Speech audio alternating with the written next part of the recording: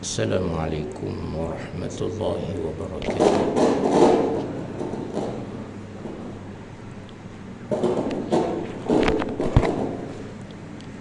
Innal hamdalillah nahmaduhu wa nasta'inuhu wa nastahdihi wa nastaghfiruh wa natubu ilaihi wa na'udzu billahi min shururi anfusina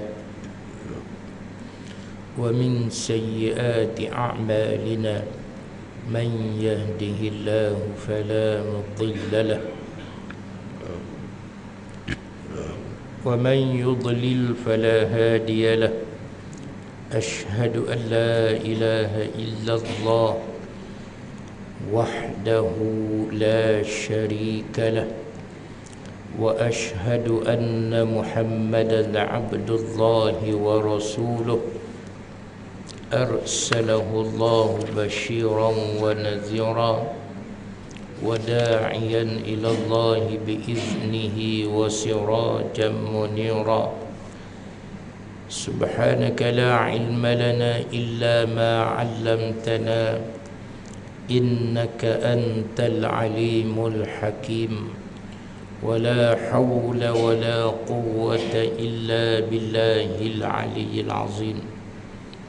Allahumma rabbi shrah li sadri wa yassir li amri wahlul 'uqdatam min lisani yafqahu qawli. Allahumma rzuqna al-fahma wal 'ilma, fahman nabiyyin wa hifzal mursalin, warzuqna al-hikmata wal-aqla wa faqihna fid din wa 'allimna at-ta'wil. Allahumma la sahla illa ma ja'altahu sahla wa anta taj'ala kulla huznin idza syi'ta sahla. Allahumma tamim lana nurana wa tamim lana bikulli khairin ya arhamar rahimin. Amin ya rabbal alamin. Amma ba'd.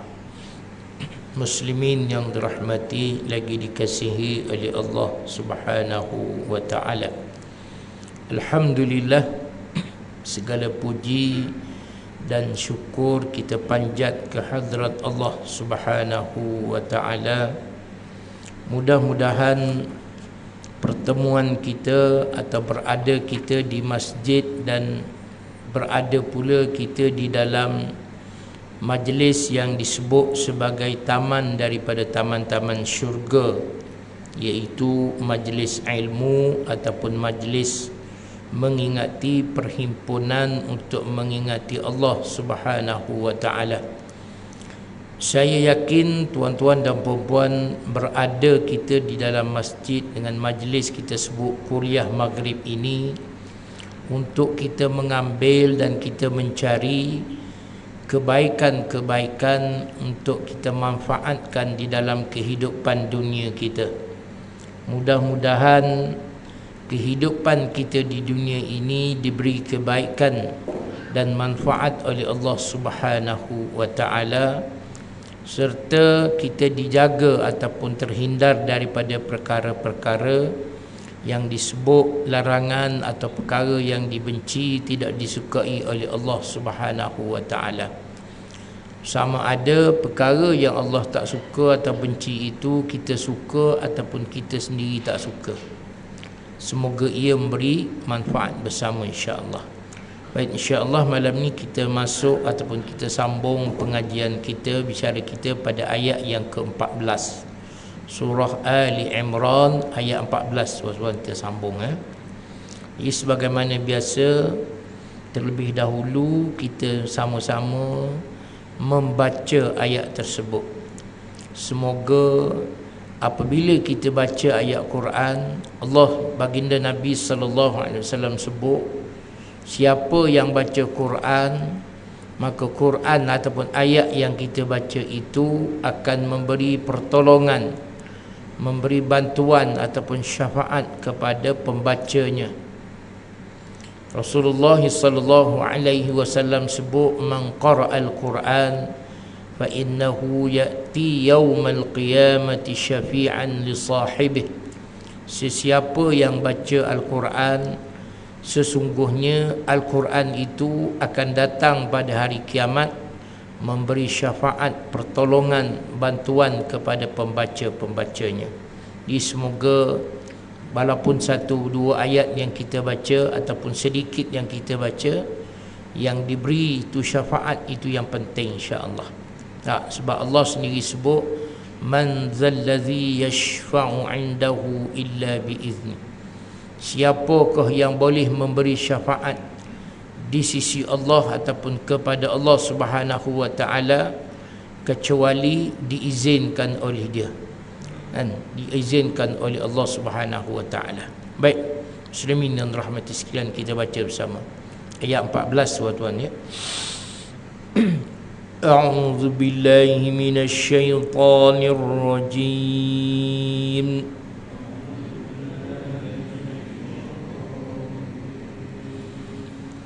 Zuyyina lin-nasi hubbus syahawati minan nisa'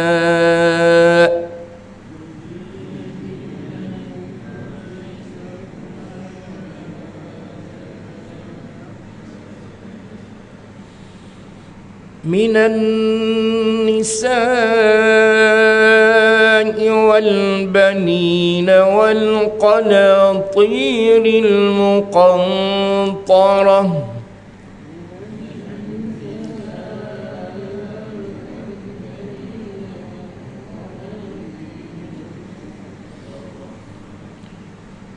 من الذهب والفضة والخيل المسومة والأنعام والحرث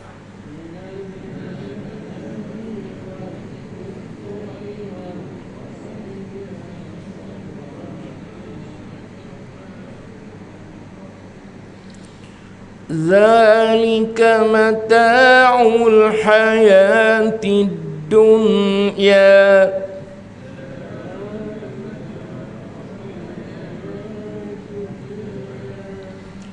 والله عنده حسن المآب.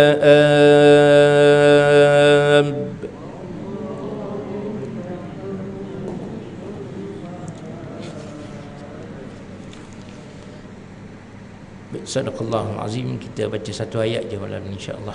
Baik tuan-tuan dan rahmati Allah Subhanahu wa taala, secara ringkas Allah Subhanahu wa taala menyebut dan menyatakan kepada kita antara faktor ataupun punca manusia gagal di dunia kerana terlalu ataupun kerana mengikut kemahuan-kemahuan diri, sebagaimana ayat yang kita baca dahulu 10, 11 dan 12.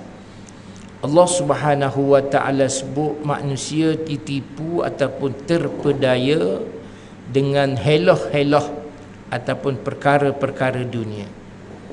Antara perkara dunia yang Allah Subhanahu wa taala sebut yang menipu ataupun memperdayakan manusia dalam ayat yang kita baca tadi ada 7 perkara. Ada 7 perkara. Jadi sebahagian daripada kita manusia merasakan bahawa apa yang dilihat oleh mata kasar dan nampak pada pandangan mata dunia, ia merupakan suatu perkara, pertama cantik, yang kedua ia menyeronokkan, yang ketiga ia memberi keseronokan dan ia memberi kesukaan, keteruja. Bila kita lihat sesuatu, pertama sesuatu yang kita nampak tu dia cantik. Tak ada orang bila dia tengok perkara buruk dia nak, tak ada. Yang kedua, bila benda tu cantik, benda tu boleh memberi keseronokan, seronok. Yang ketiga, dia memberi keterujaan, rasa gembira bila ada benda tersebut. Ini antara perkara yang menyebabkan hidup manusia kadang-kadang bukan saja tidak beriman, bahkan kadang-kadang jadi leka dan lalai. Allah Subhanahu wa taala sebut zuyyina linnas. Zuyyina, Allah SWT sebut dihias. Kalau kita belajar bahasa Arab, prosa dalam ayat bahasa Arab ni, ayat ni dipanggil jumlah fi'liyah. Bahasa Arab dia ada dua ayat. Satu ayat ataupun satu jumlah. Ayat ni dipanggil dengan jumlah, ayat yang dimulakan dengan perkataan kata kerja. Maka ayat itu, jumlah itu dipanggil ayat jumlah fi'liyah. Ada satu lagi ayat dimulakan dengan perkataan nama, maka disebut dengan jumlah ismiyah, ayat yang dimulakan dengan kata nama. Ayat yang kita baca tadi, Allah SWT sebut dengan kata kerja ataupun jumlah fi'liyah, tetapi jumlah fi'liyah ni dia sedikit keluar daripada kaedah asalnya. Sebab jumlah fi'liyah dia mesti ada fi'il, dia mesti ada fa'il dia panggil, dan dia mesti ada maf'ul. Mana fi'il ni kata kerja, dan fa'il pembuat, siapa yang bekerja tadi, dan dia ada maf'ul, benda yang dibuat. Tapi dalam ayat yang kita baca, Allah Subhanahu wa taala sebut zuyyina, dibaca dengan perkataan zuyyina, walaupun dia asal daripada perkataan fa'il madhi atau past tense, benda yang dah berlalu, patutnya dibaca dengan zayyana. Asalnya baca zayyana. Siapa zayyana? Sebab apa? Kenapa dibaca dengan zuyyina? Sebab dia tidak ada fa'il. Siapa yang menghias? Zayyana, zuyyina, ataupun kita biasa sebut zina. Hadis Rasulullah sallallahu alaihi wasallam sebut ad-dunya zinatun. Dunia ini perhiasan. Wa khairuz zinah, sebaik-baik perhiasan dunia al-mar'atu salihah. Dunia ni perhiasan, dan sebaik-baik perhiasan dunia isteri yang salihah. Dan isteri yang salihah ni tuan-tuan bukan isteri yang pakai tudung labuh. Isteri yang salihah ni bukan isteri yang pakai purdah, bukannya datang sembahyang, tapi salihah ini maksudnya ialah isteri yang dinilai dan disebut baik atau mempunyai keterampilan yang baik di sisi Allah Subhanahu wa taala, ataupun dengan kata lain mengikut piawaian agama. Pakai tudung labuh ataupun berfurdah itu baik, bukan tak baik. Tak. Pakai atau datang solat berjemaah, belajar agama, masjid, surau, mengaji, semua baik. Ada lagi benda lain yang jadi baik. Antara perkara yang disebut oleh ulama ataupun dibicara, iaitu isteri yang salihah. Nabi sebut apabila iza nazarta ilaiha surrat, bila suami dia tengok kat dia, suami dia rasa gembira. Ini dak suami balik dia mula popek-popek, tak gembira langsung. Ni payah ni tuan-tuan tu. Pakai tudung labuh dah, sembahyang Jumaat, datang mengaji, kuliah dah, tapi dengan suami tidak memberi kegembiraan. Nabi sebut salihah. Nabi kata apa? Iza nazarta ilaiha, bila suami tengok kat dia, suami rasa seronok, rasa tenang. Ni suami tengok kat dia, Masya Allah, nak keluar uban 10 urat rambut uban terus. Ini perkara yang kena jaga tuan-tuan. Baik, muslimin yang dirahmati Allah Subhanahu wa taala. Di dalam tafsir menyatakan bahawa zuyyina, dihiasi, dibaca ataupun diterjemah perkataan dihiasi. Dihiasi kepada manusia atau manusia dihias. Hidup kita dunia ni dihiasi dengan beberapa perkara. Antaranya yang Allah SWT sebut hubbus syahawat. Kita ni suka, gemar dengan perkara-perkara yang mengikut keinginan diri, ataupun dipanggil dengan nafsu syahwat. Nafsu syahwat, kemahuan diri yang berasaskan kepada syahwat. Perkara pertama yang menghiasi kehidupan manusia minan nisa, dari kalangan perempuan. Kenapa Allah Subhanahu wa taala tidak sebut minar rijal, dari kalangan lelaki? Sebab orang perempuan dia tak kisah bang. Dia dapat suami macam mana tak apa, asal ada suami.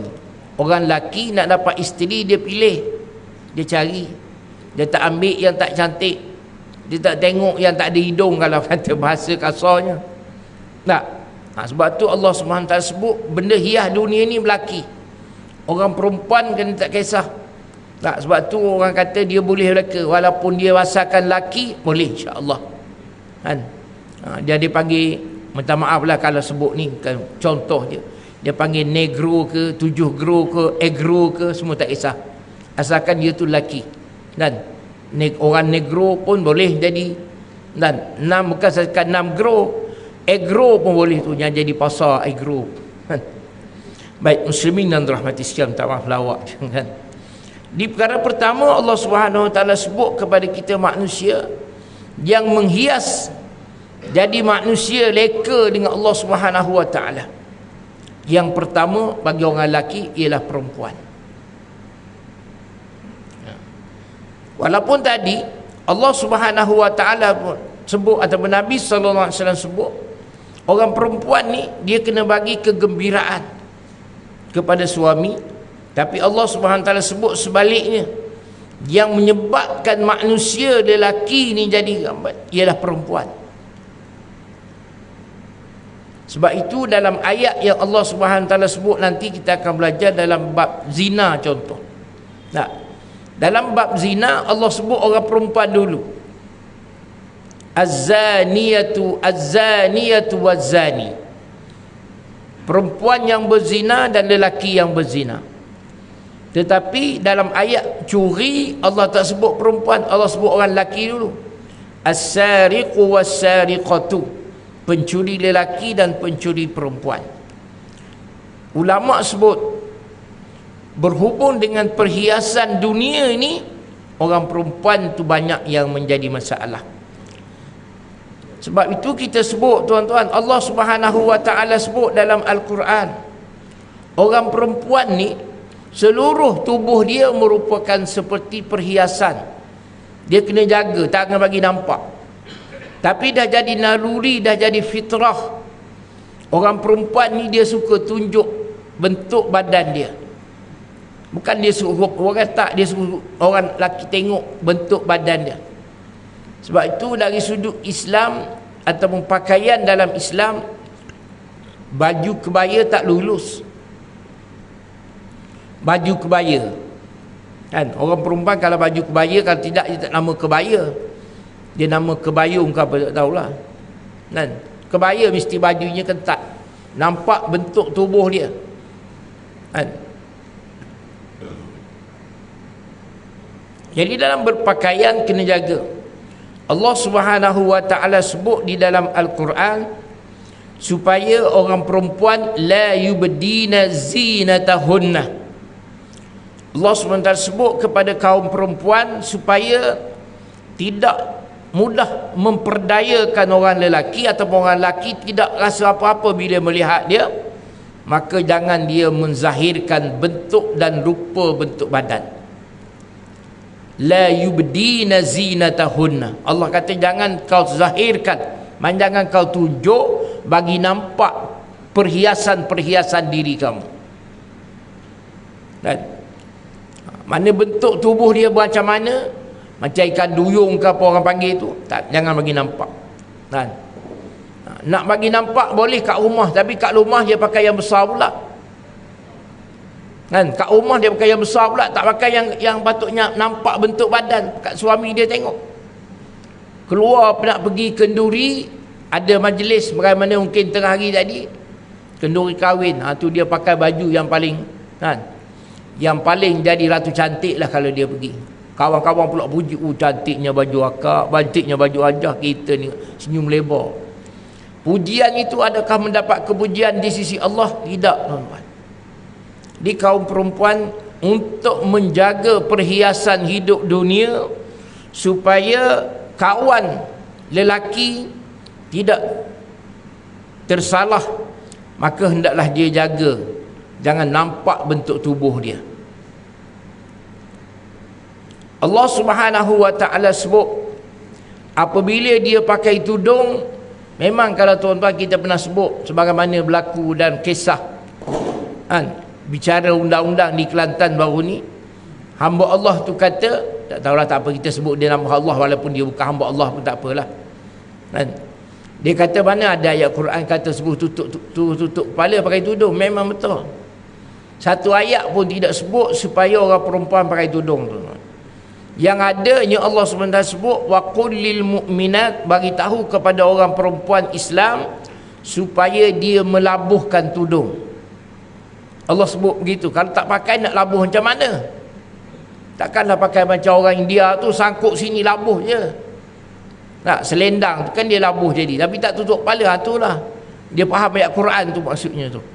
Allah kata labuhkan tudung, maka dia labuhkan tudung, tutup dada dia, kepala tak tutup kan. Orang dulu kan pakai selendang macam tu, itu dia faham ayat Quran tu kan. Sebab ayat Quran kata labuhkan tudung, an yadribna bi khumurihinna ala juyubihinna, Allah sebut supaya dia melabuhkan tudungnya, labuh sampai tutup dada, supaya tak nampak lagi apa yang ada kat dada dia tu tuan-tuan. Di dalam hadis puan-puan, Nabi sebut apabila seorang perempuan keluar, dua tempat yang akan menjadi apa? Jadi dia punya fokus. Nabi sebut syaitan akan duduk dua tempat.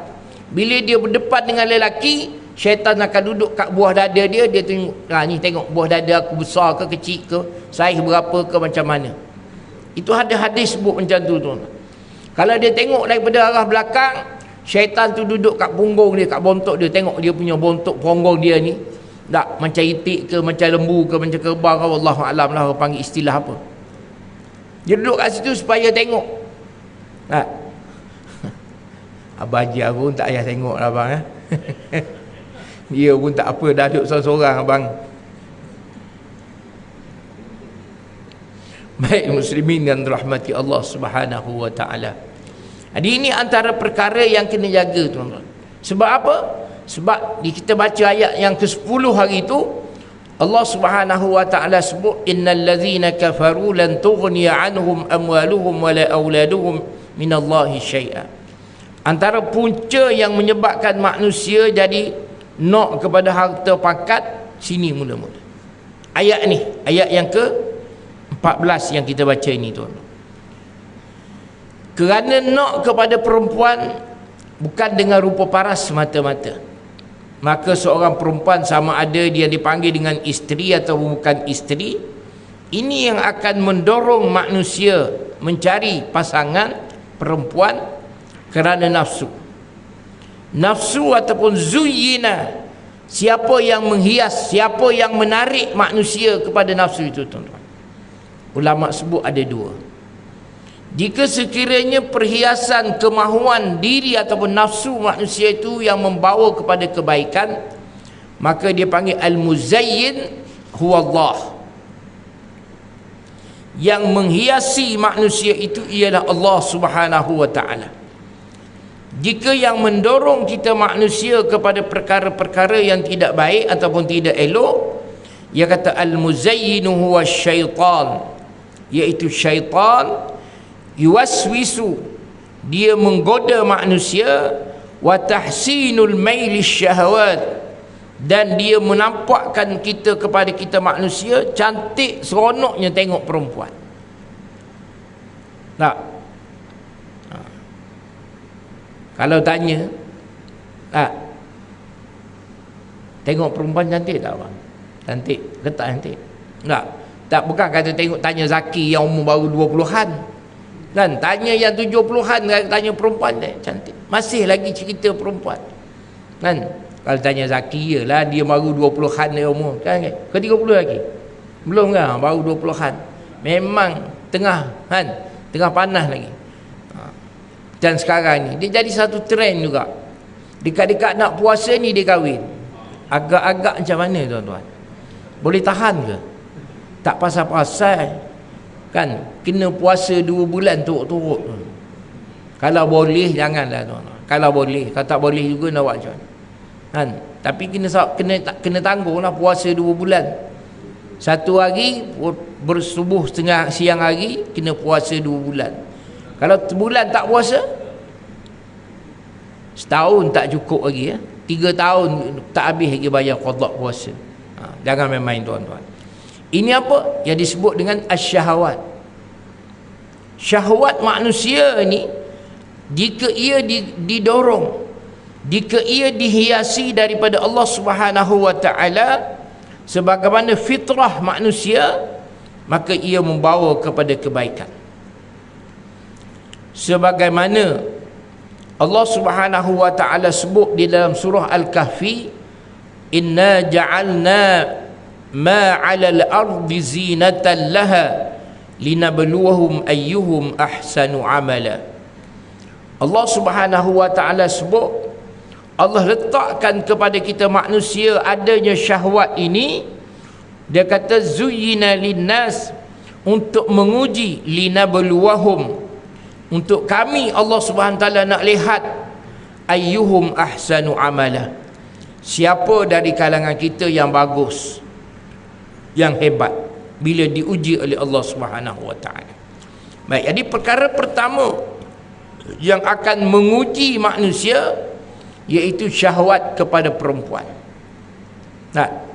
Di tadi saya sebut Allah Subhanahu wa taala pesan. Allah Subhanahu wa taala sebut kepada kaum perempuan kena jangan tunjuk perhiasan diri. Sebab tunjuk pada perhiasan diri ni memang fitrah perempuan.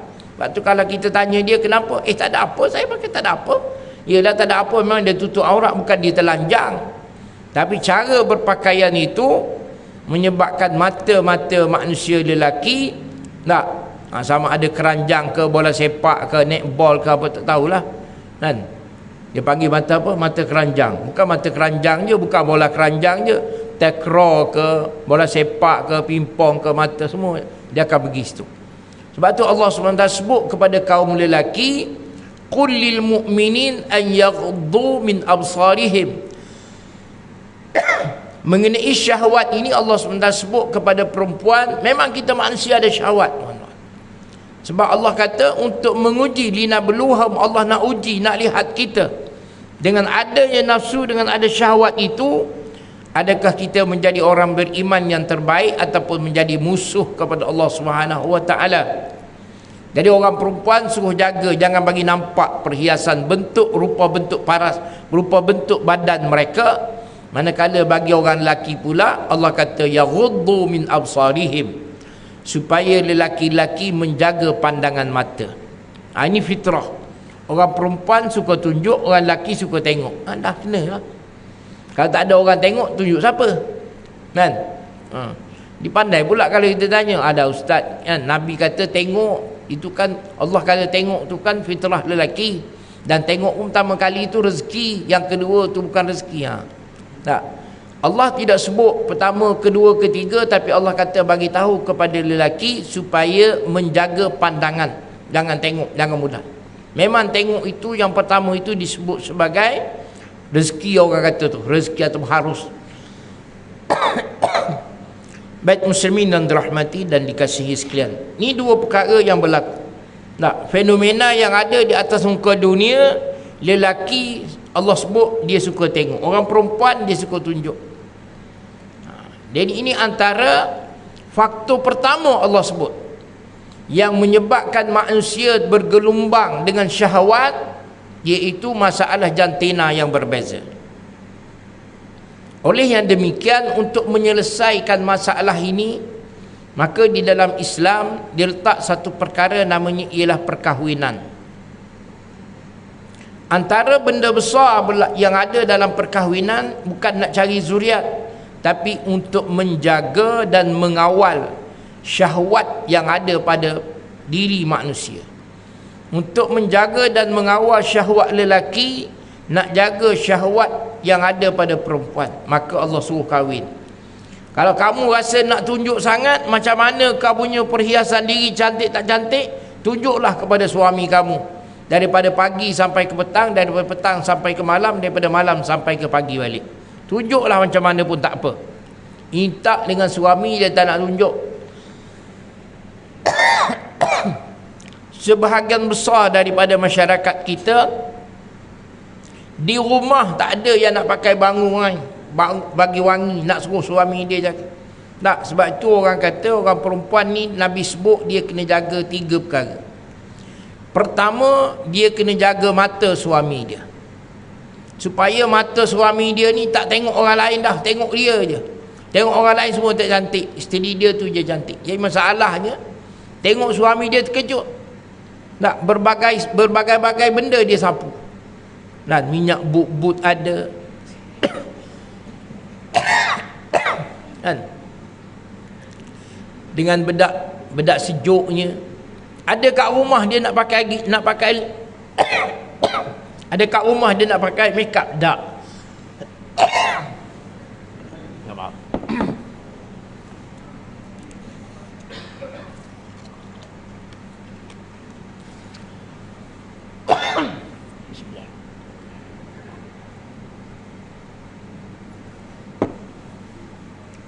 Dengan suami yang Nabi sebut, jaga mata tuan-tuan.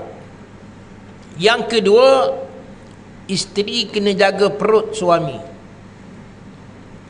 Sebagai suami makan makanan yang air tangan isteri masak kat rumah kalau boleh. Dan yang ketiga, dia kena jaga tempat tidur suami dia. Ini cadar tidur ni sebulan sekali dia tukar. Tak, cadar dengan, tak kira lah cadar, sarung bantal semua tu sebulan, 2 bulan, setahun sekali pun ada. Jadi Nabi sebut isteri, perempuan kena jaga suami, jaga mata.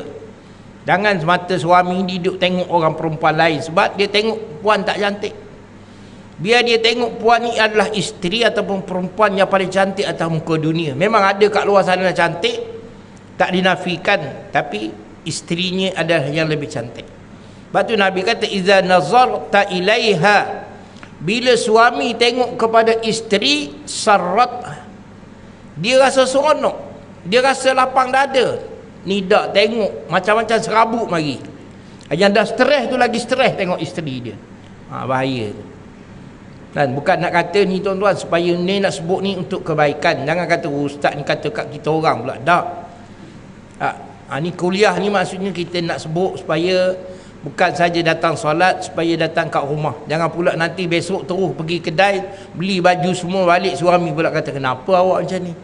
Ustaz kat semalam suruh pakai wiyah kat isteri suami. Jadi 3 perkara ni kena jaga tuan-tuan. Jaga mata, jaga perut dan jaga tempat tidur dia.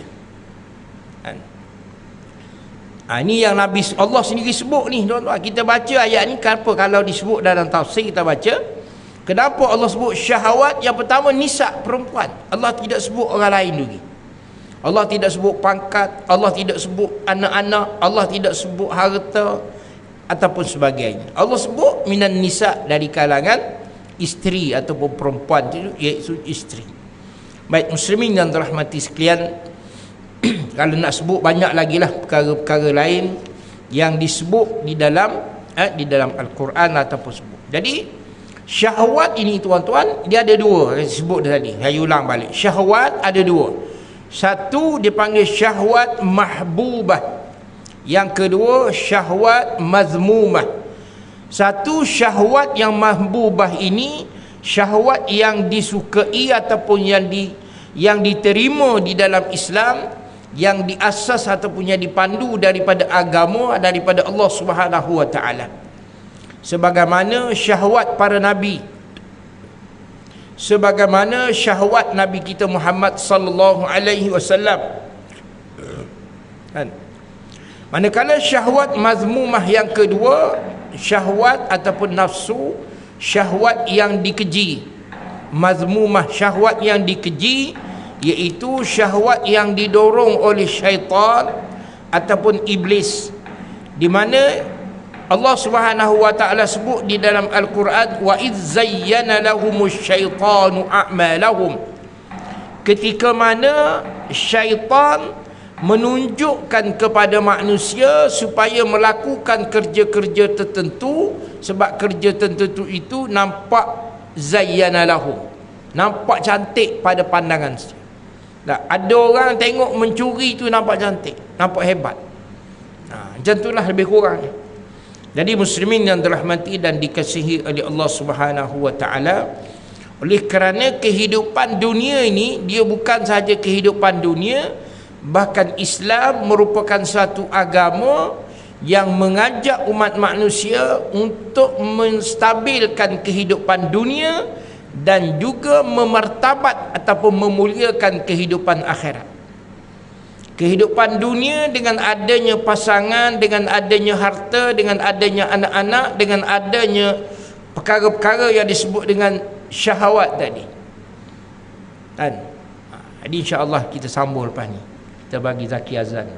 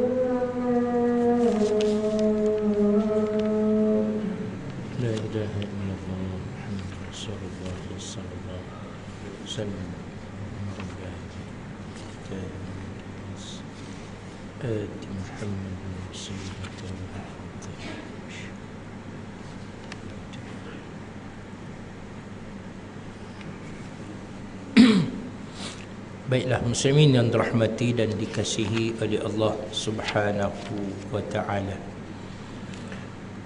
Syahwat kepada manusia, kalau dengan ayat ni disebut syahwat kepada manusia perempuan lebih daripada anak, kerana dia kata wa qadiman nisa'i 'ala al-awladi ma'a anna hubbahunna qad yazul.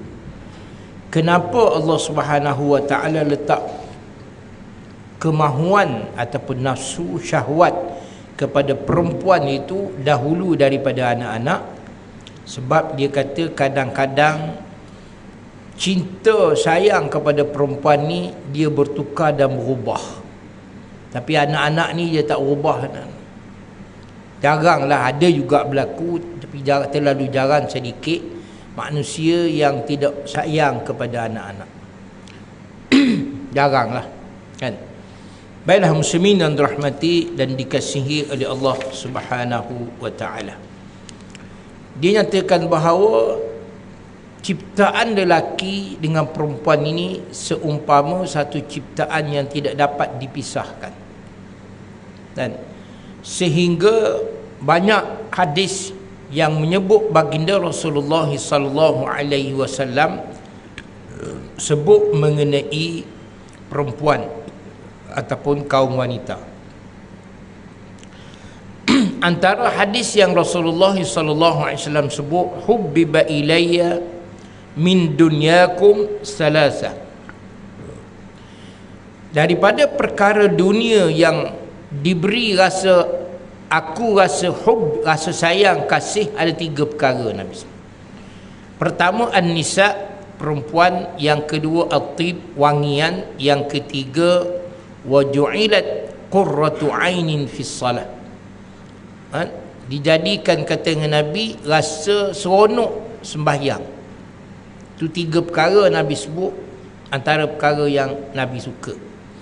Jadi muslimin yang dirahmati dan dikasihi oleh Allah Subhanahu wa taala, bagaimana kita sebut tadi bahawa bukan kata salah 100% kalau manusia bercinta atau bersayang dengan pasangan, tapi tengok cinta kita tadi didorong oleh yang mana. Dan disebut ada 2, sama ada didorong oleh Allah Subhanahu wa taala, oleh agama, ataupun didorong oleh yang bernama syaitan. Baik muslimin yang dirahmati dan kasih sekalian, sebut secara ringkas yang kedua, Allah Subhanahu wa taala sebut zuyyina linnas hubbus syahawati minan nisa'i wal banin. Selepas daripada perempuan barulah dia sebut banin, anak-anak, kan? Sebab itu orang lebih besar dia akan rasa ujian ataupun stres kalau dia tidak ada isteri, lebih daripada tidak ada anak, kan? Tak ada isteri lebih stres daripada tidak ada anak. Orang berkahwin tak ada anak, ada orang stres, ada orang tak, okey, relax, biasa je.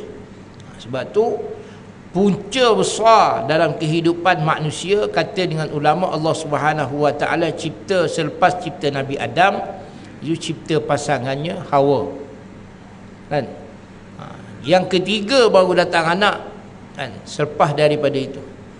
Jadi muslimin yang dirahmati dan dikasihi oleh Allah Subhanahu wa taala, ulama menyatakan bahawa ataupun dalam tafsir sebut bahawasanya anak-anak ini dia merupakan syahwat kepada manusia dan juga merupakan ujian. Allah Subhanahu wa taala sebut dalam surah At-Taghabun, innama amwalukum wa auladukum fitnah. Sesungguhnya harta-harta kamu dan anak-anak kamu merupakan ujian. Fitnah di sini bukan maksud fitnah yang boleh membawa fitnah, tapi ia merupakan satu ujian, menguji manusia bagaimana kita menjadikan anak-anak ataupun zuriat kita sebagaimana yang kita doa, Rabbana hablana min azwajina wa dzurriyyatina qurrata a'yun waj'alna lil muttaqina imama. Nah, ini antara doa tuan-tuan. Bagi tuan-tuan yang ada masih ada anak, jadikan ini satu doa kalau boleh setiap hari. Lebih-lebih lagi anak-anak yang masih kecil. Baca apa? Rabbana hablana min azwajina wa dzurriyyatina qurrata a'yun waj'alna lil muttaqina imama.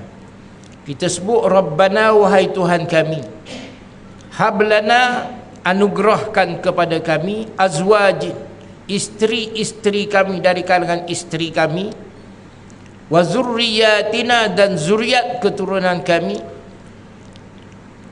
mana anak-anak cucu kami, qurrata a'yun, yang memberi ketenangan, ataupun kita kata bahasa kita sebut sekarang ni sejuk mata memandang.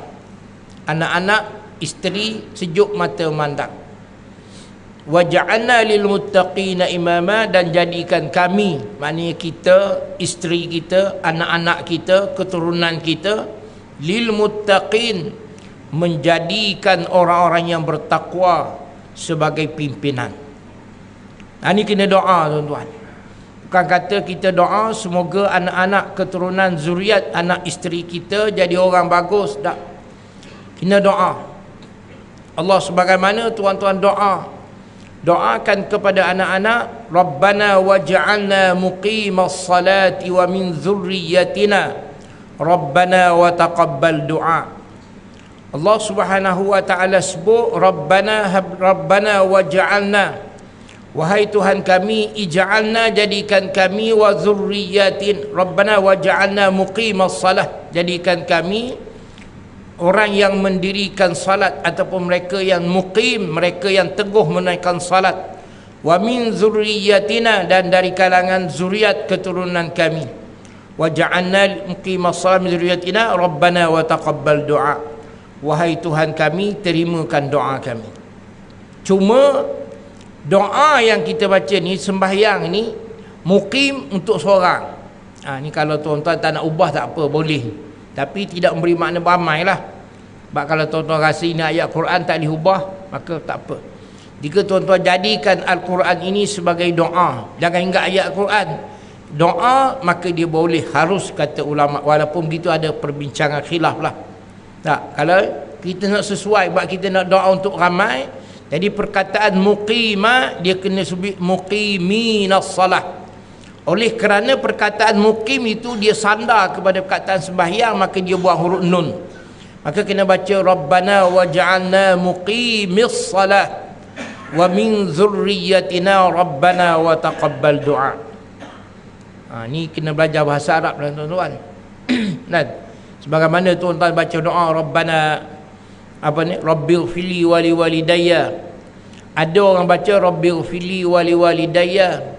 Kalau tuan-tuan ingat ayat tu ayat Quran, itu doa daripada ayat Quran, tak boleh ubah juga. Orang kita kan Rabbighfirli wa liwalidayya wa liwalidaina warhamhuma kama rabbayani saghira. Jika tuan-tuan ingat sebut kedua ibu bapa, dia boleh ubah. Jika kita sebut perkataan ibu bapa itu kepada perkataan plural ataupun jamak, maka tuan-tuan kena baca Rabbighfirli wa liwalidina, bukan wa liwalidaina. Kalau tuan-tuan baca wa liwalidina warhamhum, dia tak boleh warhamhuma. Sebab ni ramai, hum, mereka pun kena ramai. Tiba-tiba sebut ramai, sini sebut dua, tak kena dari sudut nahwu dia.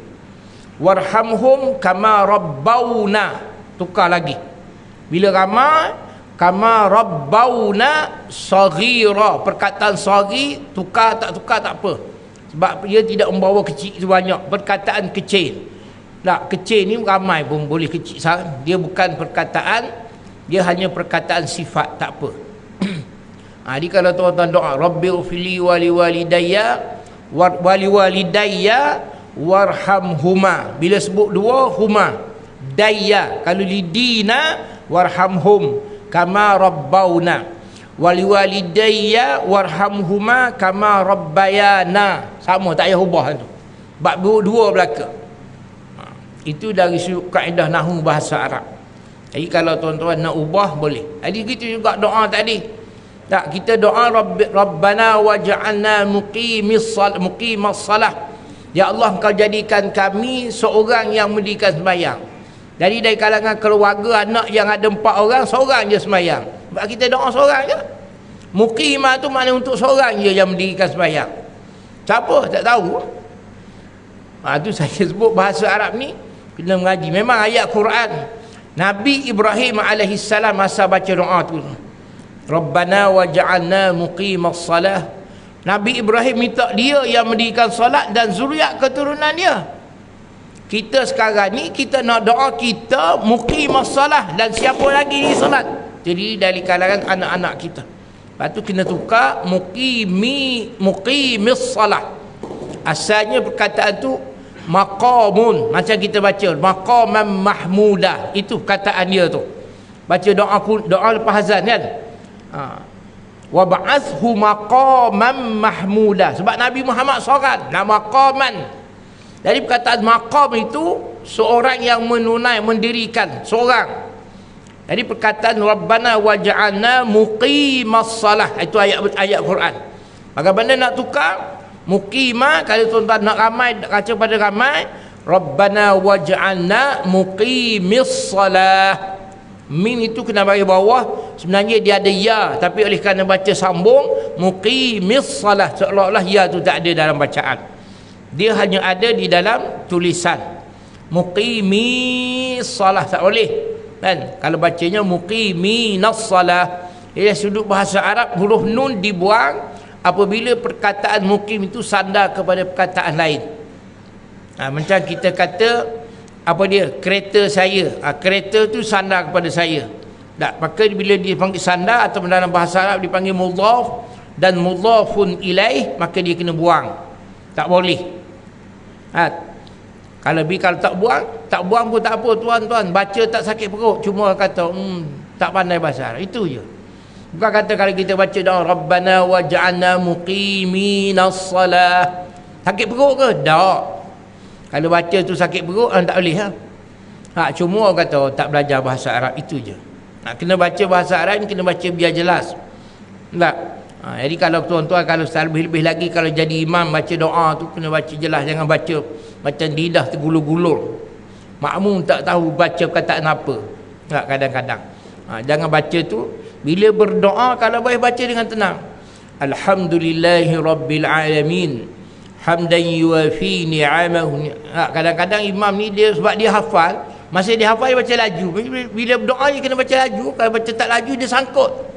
Kita manusia macam tu kan, orang baca hafal. Itu kaedah hafal dia macam tu. Bila kita baca hafal, macam tuan-tuan baca dalam sembahyang, kenapa baca laju? At-tahiyatul mubarakatus salawatul thayyibatu. Tak boleh baca at-tahiyatul mubarakatus salawatul. Kenapa tak boleh? Sebab kita hafal. Kuasa kita hafal, kita baca laju. Sebab tu bila sembahyang pun Rabbighfirli warhamni waj'alni warfa'ni warzuqni wahdini wa'afini. Sebab kita hafal. Cuba baca tenang, boleh tak? Rabbighfirli warhamni wajburni wahdini wa'afini. Boleh tak boleh? Susah. Jadi kita akan jadi tak ingat. Sebab apa? Sebab masa kita hafal kita baca laju. Tak? Benarnya maksud bila solat sepatutnya kita baca perlahan, tak payah baca. Ini baca tahiyat tu, satu kita tak faham. Kalau orang dengar kita baca pun mungkin dia pun tak. At-tahiyatul mubarakatuh salawatu thayyibatu assalamualaikum. Tuan-tuan rasa bagus ke baca? Tak, baca hafal. Lepas tu kena tukar. Bila kita solat, cara bacaan dalam solat tu kena tukar, tuan-tuan. Bukan saja berdoa kalau boleh. Bacalah dengan tenang. Semoga solat kita lebih mendapat kebaikan dan keberkatan di sisi Allah Subhanahu wa taala. Cuba bangun, Allahu akbar.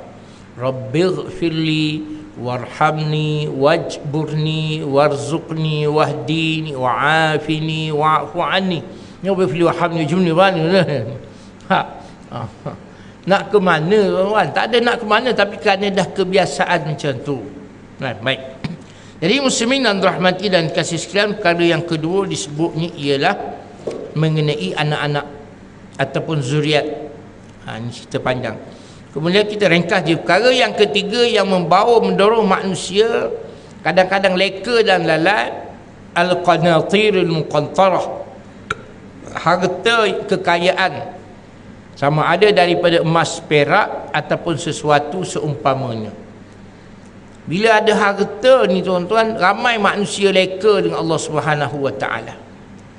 Jadi kalau tuan-tuan minta nak jadi kaya, jadilah terlebih dahulu orang beriman. Tidak mahu kaya sebagaimana kayanya Qarun. Asalnya pengikut Nabi Musa, tapi kerana bila dia kaya, dia lupa diri dan dia jadi kufur kepada Allah Subhanahu wa taala. Baik, ringkas cerita. Yang keempat, perkara yang disebut dalam itu menyebabkan manusia leka al-khailil musawwamah, iaitu kenderaan. Ada orang bangun pagi belum mandi belum apa, basuh kereta dulu, lap kereta dulu, air bom, takut kereta karat. Hati dia berkarat, tak pernah datang masjid tu, tak cuci. Ada orang kan, bukan semua. Ada orang tak kisah kereta baru, kereta buruk ke, bawah pokok je dia parking. Ada orang tak boleh, kereta ni kereta baru kena parking bawah garaj. Jangan sampai kita menjaga harta kenderaan atau sebagainya membawa kepada keji di sisi Allah Subhanahu wa taala. Ada orang dia kata mereka mempunyai kenderaan, tetapi kenderaannya mazmumatan, dikeji dan dicaci sebab dia kata bu'dun anillah. Dengan adanya kenderaan-kenderaan yang bagus, dia lagi jauh dengan Allah. Bukan kata ada kenderaan bagus lagi cepat dia ke masjid kan. Itu perkara yang keempat. Perkara yang kelima, wal an'am. Antara kekayaan yang dimiliki oleh manusia iaitu penternakan ataupun perniagaan. Yang keenam iaitu al-hars. Harsun maknanya ialah kebun, mempunyai kebun. Ni 6 perkara Allah Subhanahu wa taala sebut antara faktor perkara besar yang banyak menyebabkan manusia leka dan lalai. Yang paling banyak sekali leka lalai tadi yang pertama tu, iaitu perempuan. Yang kedua al-banin, anak-anak.